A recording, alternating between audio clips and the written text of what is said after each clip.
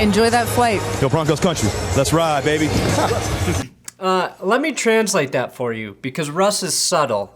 He says, let's ride, and then go fuck yourself. Literally everyone. Seriously, bend over so I can insert my high knee directly into your butt on this airplane. Let's ride, baby. Welcome to That's Good Sports. I am Brandon. I can't believe the high knees actually worked, Perna.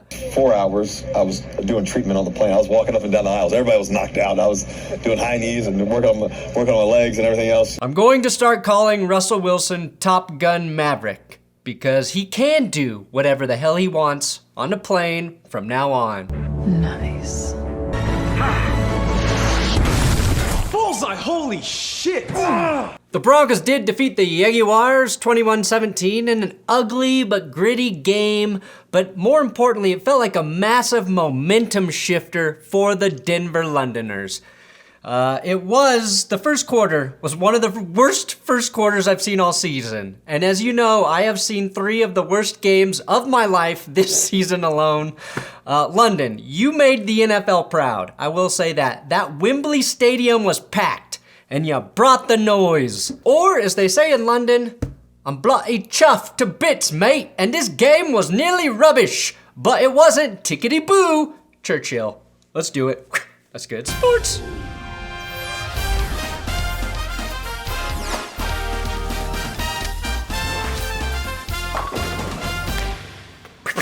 Please, if you want Russell Wilson to keep doing high knees on the airplanes, subscribe to this YouTube channel. Don't forget to check out my coffee company, BenchwarmerBrew.com. We sold out of the birthday bundle, but the new mugs are available. The coffee, you've got a day or 2 left to sign up for the subscription service to lock in the cheaper price before the price of beans go up. So you can do that now, BenchwarmerBrew.com. Say what you want about Trevor Lawrence, but he takes an L like a man, and I respect that. This was the London game, which means it started at 7:30 a.m. Mountain Time, which means I did not get out my morning poop before the game started. After 4 straight days of eating the Danger Witch, I needed to poop, but I held it since I was live streaming. So the price I paid for the Broncos win was wrecking my colon for the week. So I did my part. Let me take you back to the first quarter of hell. Russell Wilson threw a pick on his second series.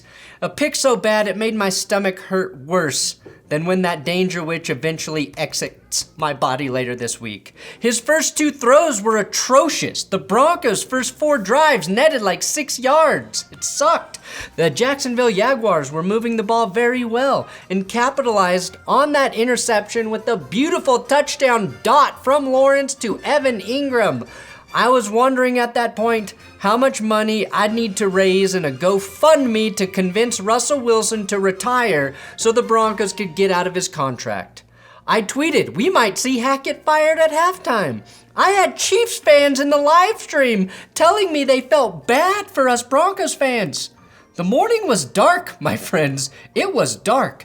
Hell, even Justin Simmons seemed to be making massive mistakes, gifting the Jaguars a first down after a nice stop due to taunting.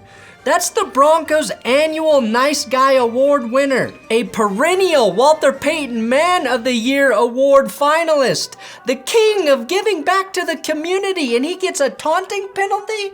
What did he say? You only have 98% of my respect now as a football player. Like, that's gotta be the meanest thing he could have come up with.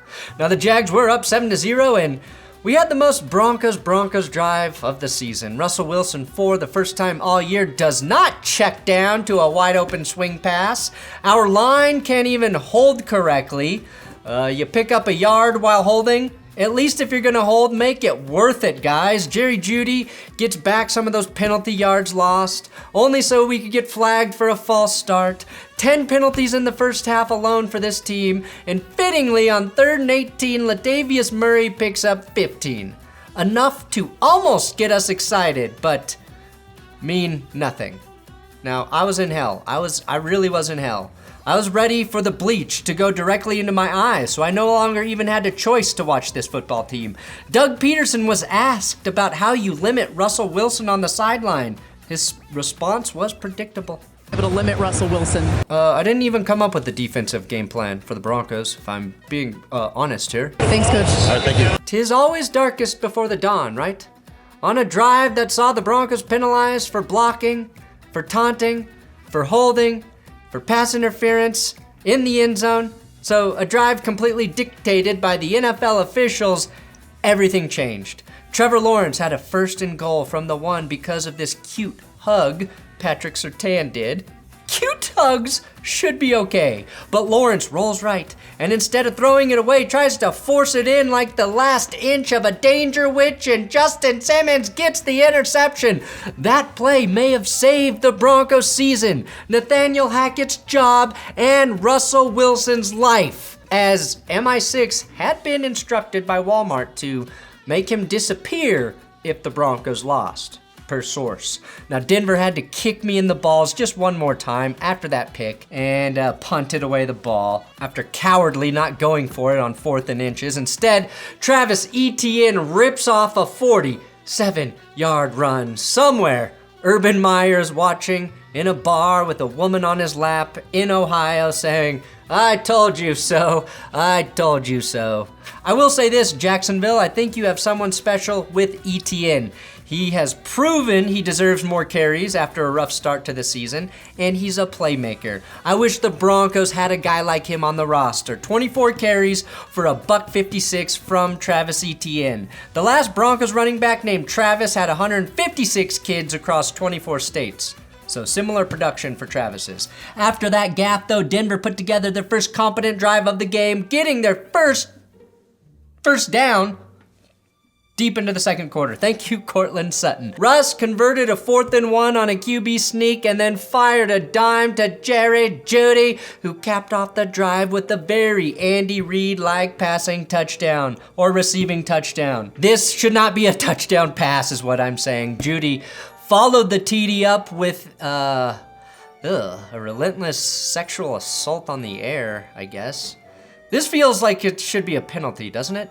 Now, there was a penalty after.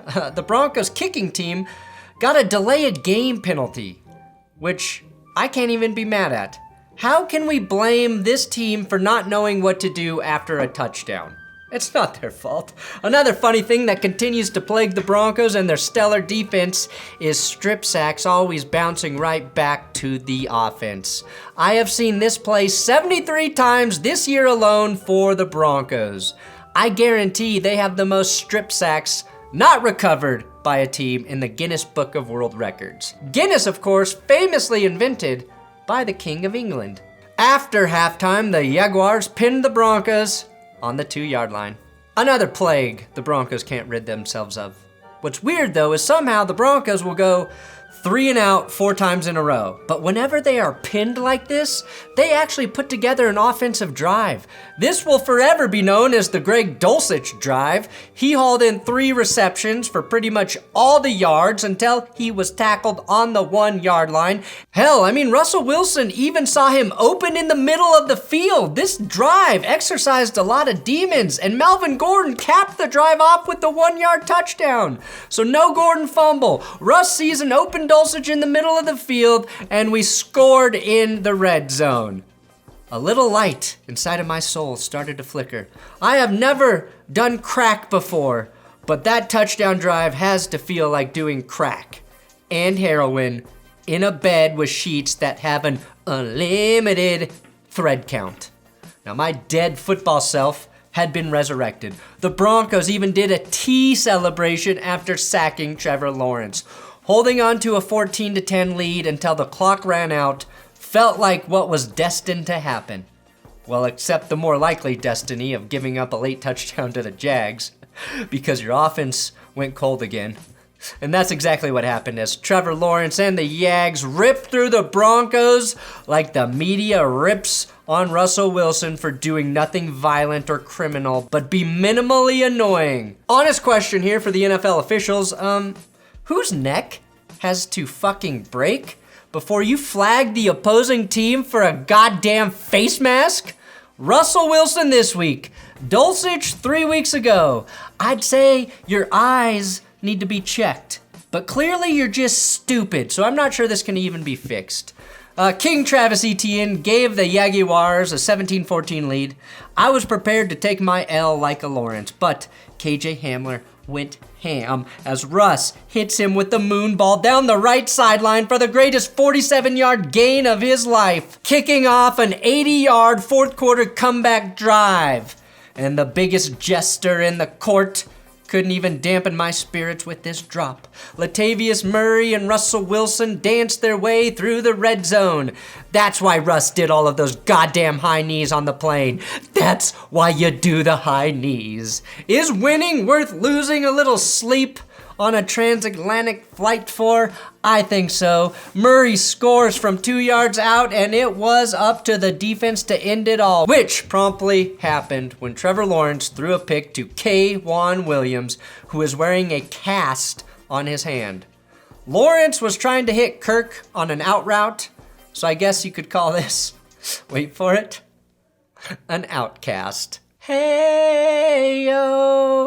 Throwing a game-ending pick to a guy wearing a club hand is like losing a game of Rochambeau with Edward Scissorhands. Williams had a great game all around and has earned the nickname of Shark, especially because Trevor Lawrence looks like he surfs. Trevor, never do this before you start a drive at the end of the game, unless you really want that L. That's a bad omen, Trevor. You don't need that bad juju. Okay? Most importantly, Russell Wilson got the monkey off his back. What was that monkey?